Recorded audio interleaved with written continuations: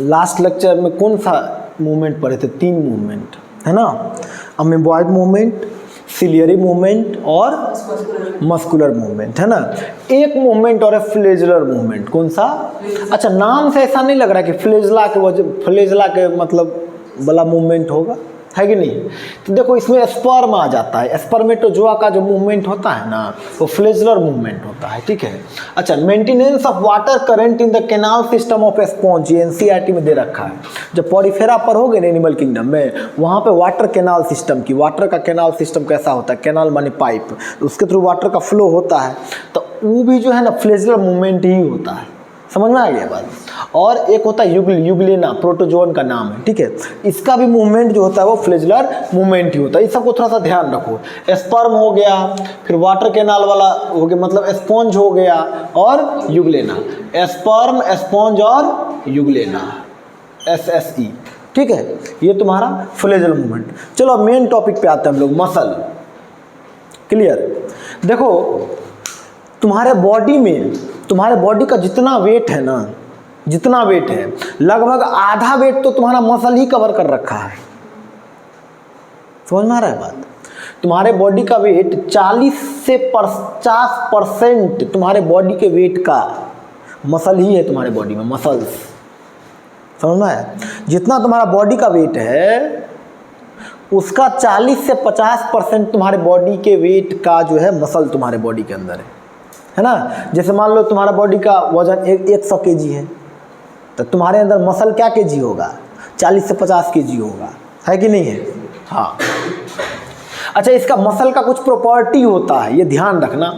Excitability, इसमें excite होने की क्षमता होती है, तुरंत एक्साइट हो जाएगा, तुरंत, मतलब समझ रहे हो बात? देखो, कॉन्ट्रैक्टिलिटी, कॉन्ट्रैक्ट होने की क्षमता होती है ना।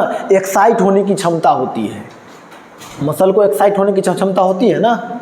एक्साइट भी करता है मसल और कॉन्ट्रैक्ट भी करता है। और एक्सटेंसिबिलिटी और इलास्टिसिटी, देखो इलास्टिसिटी क्या होता है? लचीलापन। मसल लचीलापन होता है कि नहीं होता है? और ये एक्सटेंड करता है कि नहीं करता है? एक्सटेंसिबिलिटी, मसल करता है ना एक्सटेंड। तो ये हो गया तुम्हारा एक्सटेंसिबिलिटी और ये हो गया इलास्टिसिटी। तो समझ में आ गया? एक्साइटेबिलिटी, कॉन्ट्रैक्टेबिलिटी, एक्सटेंसिबिलिटी और इलास्टिसिटी। कोई दिक्कत नहीं है? समझ गए ना कि चारों क्या है? देखो, एक्साइटेबिलिटी, तुम्हारा मसल एक्साइट करेगा, है कि नहीं है? और कॉन्ट्रैक्टिलिटी, ये तो दिक्कत तो नहीं होगा, कॉन्ट्रैक्ट करता है कि नहीं करता, सिकुड़ता है कि नहीं तुम्हारा मसल। एक्सटेंसिबिलिटी, एक्सटेंस करता है कि नहीं करता है? बताओ, करता है ना। मतलब एक्सटेंड माने क्या हुआ? फैलना एक तरीके से। तो कर रहा है कि नहीं कर रहा है? कॉन्ट्रैक्ट भी कर रहा है और एक्सटेंड भी कर रहा है। और साथ में इलास्टिसिटी, लचीलापन है कि नहीं है? देखो, है ना लचीलापन, तो ये इलास्टिसिटी हो गया।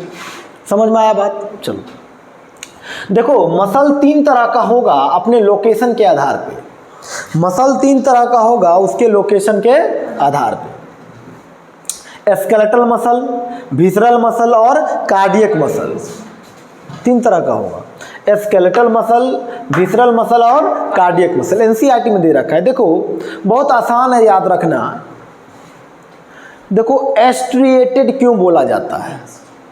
क्योंकि स्ट्राइप के जैसे अपीयरेंस होता है इसका, ऐसे। समझ रहे हो बात? स्ट्राइप एक धागा की तरह, है ना।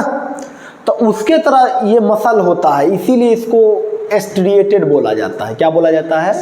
एस्ट्रिएटेड बोला जाता है। क्लियर हुआ एस्ट्रिएटेड क्यों बोला गया? स्केलेटल मसल भी एस्ट्रिएटेड होता है और कार्डियक मसल भी एस्ट्रिएटेड होता है, लेकिन विसरल मसल नॉन एस्ट्रिएटेड। एस्ट्रिएटेड टेढ़ा मेढ़ा होगा जैसे, इसलिए विसरल मसल के अंदर आ जाएगा तुम्हारा एलिमेंट्री कैनाल, अंदर वाला आंत वांत नहीं होता है। देख लो कितना टेढ़ा हो रहा रहता है, इसे कर करके, ठीक है। रिप्रोडक्टिव ट्रैक वगैरह अंदर में बहुत टेढ़ा हो रहा रहता है, ठीक है। मतलब वही लिखा था इंटरनल बॉडी का, जो बॉडी के अंदर का जो और भी सारा है, ठीक है। तो जो टेढ़ा मेढ़ा तुमको नहीं दिखता है, जैसे इंटेस्टाइन वगैरह हो गया, तो बताओ ये सीधा नहीं ना है? नहीं है सीधा, तो ऑब्वियसली ये एस्ट्रिएटेड होगा। अरे जो सीधा रहेगा उसको ना हम लोग एस्ट्रिएटेड बोल रहे थे, तो नॉन एस्ट्रिएटेड हो गया। समझ में आ गया? याद तो नहीं करना है, नॉन एस्ट्रिएटेड हो जाएगा ये। तो समझ में आ गया? 2 एस्ट्रिएटेड है, एक नॉन एस्ट्रिएटेड। तो कार्डियक को इससे देखो, तुम बोलोगे सर कार्डियक तो वो भी तो इंटरनल बॉडी है, तो कार्डियक को छोड़ कर जो भी इंटरनल बॉडी है सब इसमें आएगा। समझ रहे हो बात? हालांकि तेरे एनसीईआरटी में उतना नहीं दे रखा है। देखो ये जो कार्डियक एक्चुएटर है, इसको याद करने का तरीका हम समझा देते हैं तुमको। देखो कहते हैं ना दिल कार्डियक, सीधा साधा आदमी है वो, ऐसा कहते हैं ना हम लोग। तो सीधा साधा भाई दिल से ही उसको अति करते हो कि मान लो कि उसका मन अच्छा है, दिल अच्छा है, उसका सीधा साधा आदमी है। तो इसी तरीके से याद रखना दिल से, ठीक है, कि दिल सीधा है उसका, है ना, हाँ एस्ट्रिएटेड होगा। समझ में आ गया? चलो अब देखो वॉलेंट्री या इनवॉलेंट्री। वॉलेंट्री माने तुम्हारे इच्छा के अनुसार, इनवॉलेंट्री माने तुम्हारे इच्छा के विपरीत। तो बताओ कार्डियक माने तो हर्ट होता है, तो हर्ट तुम्हारे इच्छा के विपरीत चलता है कि तुम्हारे इच्छा के अनुसार चलता है? अरे गधा धक धक धक धक जो करता है तो तुम रोक लोगे उसको?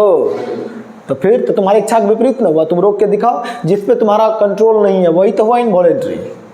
तो ये इनवॉलेंट्री होगा वॉलेंट्री, इनवॉलेंट्री। ये दोनों सॉरी ये भी होगा इनवॉलेंट्री, क्योंकि तुमको आँख पे कंट्रोल है, खाना चल जाएगा आँख में, तुम क्या रोक लोगे खाना जाने से?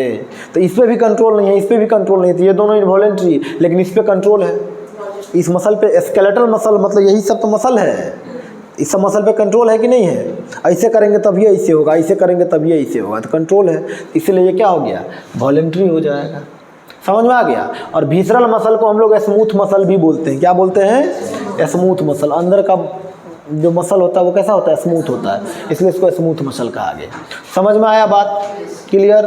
देखो मसल जो है हमारे बॉडी का 40 से 50% का वेट कवर करता है। इसका प्रॉपर्टी होता है excitability, contractility, extensibility and elasticity. Excitability excite करेगा और कॉन्ट्रैक्टिव कॉन्ट्रैक्ट करेगा, ठीक है, एक्सटेंसिबिलिटी एक्सटेंड करेगा एंड इलास्टिसिटी वो लचीलापन होगा, है ना। ये सब प्रॉपर्टी है तुम्हारे मसल का, मसल तुम्हारा करता है। मसल 3 तरह का होगा लोकेशन के आधार पे, ये ध्यान रखना, पूछता है 3 तरह का जो मसल है वो किसके आधार पे है, ठीक है, लोकेशन के। बताओ इसमें कोई दिक्कत भी है तुम लोग को? बताओ ई लाइन समझ में आया ना? ये सब चीज़ कोई दिक्कत तो नहीं है इसमें? बताओ कोई दिक्कत है तो पूछ लो, नहीं ना? चलो अब देखो कुछ बचा तो नहीं है। एलिमेंट्री कैनाल मतलब वही हुआ, पाइप वगैरह अंदर हो जाता है।